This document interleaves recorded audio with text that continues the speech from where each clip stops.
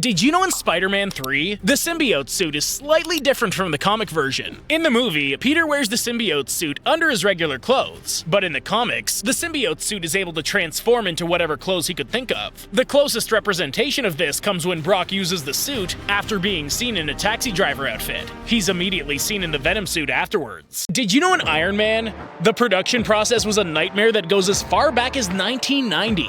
There was a director attached to the film in 1990 when Universal owned the rights, but nothing happened in the end.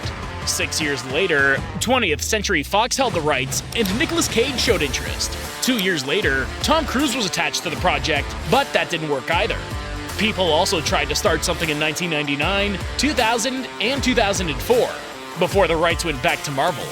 Did you know in A Star Is Born, Bradley Cooper actually flew out to Lady Gaga to show her the final cut of the movie before it was to go to film festivals? She actually stated that from the very first frame of the film, she had burst into tears. And it didn't get any better as the movie went on.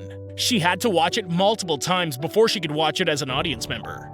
Did you know in Once Upon a Time in Hollywood, Margot Robbie got the blessing from Sharon Tate's sister for her portrayal of the character? Deborah Tate was originally skeptical of the project, but after speaking with Quentin and seeing how much work Margot put into researching Sharon's life, she gave the project and Margot her blessing. She even went as far as to call Margot a dedicated craftsman. Did you know in Alice Through the Looking Glass? This ended up being Helena Bonham Carter and Alan Rickman's final film together. It was also his final film he filmed. He actually died 4 months before the release of this movie. His final live-action role was in Eye in the Sky back in 2015. This would have been the final film of Sir Christopher Lee, also seeing how he voiced the Jabberwocky in the first film, but he didn't get the chance to reprise his role due to his death.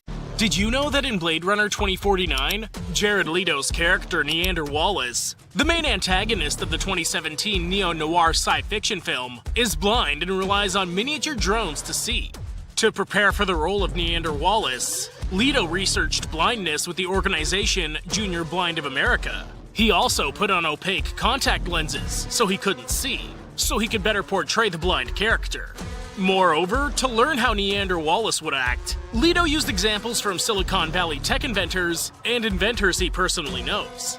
Did you know in The Mandalorian, they actually stuck close to the lore based in the legends where Mandalorian fathers are actually more of a prominent figure than the mother? Fatherhood is taken very seriously in that culture, and those that don't have their own children are encouraged to adopt foundlings. In fact, being called a bad father is one of the biggest insults in the culture. This ties in with the Mandalorian's connection to Grogu. Did you know in Uncharted, there's a direct reference to the video games in the end credit scene? Nate is seen handing over the necklace of Sir Francis Drake's ring to a mercenary that's working for Roman. This scene is inspired by the opening scene in Uncharted 3, Drake's Deception, and Nate and Sully are actually wearing the same clothes as their characters are in the game. The location is identical as well.